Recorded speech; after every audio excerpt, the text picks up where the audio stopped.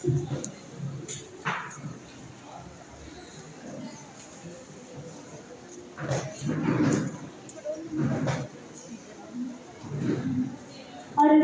காலை பொழுதிலே முத்தமிழின் சுவை வருக. இந்த கவியரங்கத்தில் வந்திருக்கும் நல்ல உள்ளங்களை வாழ்த்து வரவேற்கிறேன். கவிஞர் இளைஞர் எழுதிய கல்லறை வெளிச்சம் என்ற நூலில் தடுக்கப்பட்ட தமிழை நாம் வாழ்வோம் தமிழுக்காய் வாழ்வோம் என்ற கவிவரிகளை உங்களுக்காய் மொழிகிறேன். தமிழ்தான் என் தாய்மொழி. தமிழுக்கு இதுவே உயிர்மொழி.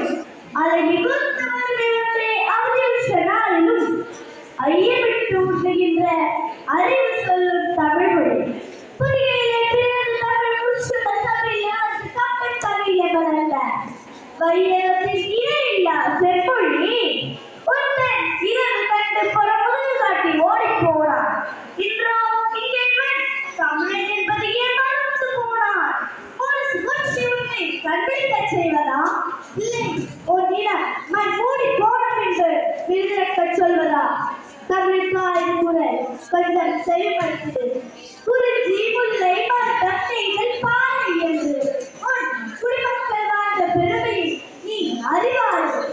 கொடிக்காய் கொடிவில்லை கண் தட்டிலே நான் தந்த பாலை நீ மறவாயோ. நெற்றி கத்திரப்பிலும் குற்றங்கள் என்று ஈஸ்வரம் பாதித்த புஷ்யவற்றை கும்பிடுவது அக்கிரமை நீ அறியாமல் போனாயோ.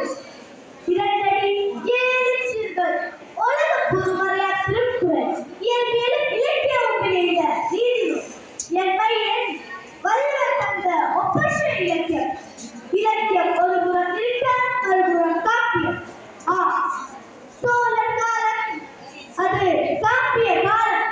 சிலப்பதிகார படிமேகலை சீவம் சிந்தாமணி மலையாளத்து குண்டலே சீரும் 50 காப்பியங்களை கற்பில் உலா வந்த வசந்த காலம். இப்படி ஆட்சிகள் ஒருமுறை இகழ்ச்சிக்க மறுமுறை ஏன் தமிழ் மூதாட்டி அவ்வை ஆட்சூடி அருமை காட்டி வெள்ளியை குடையார் என்று சுட்ட பழத்துக்கும் சுடாக்கும் இடைவெளிய உன் பாட்டி நீ அறிவாயோ தமிழா மறவாயோ தமிழா. சிலம்பால் கொலையிட்டு அணை கொண்டு நிற்காய் உயிரிட்ட பாண்டி நெடுச்சலில் வரலாறு உண்டு.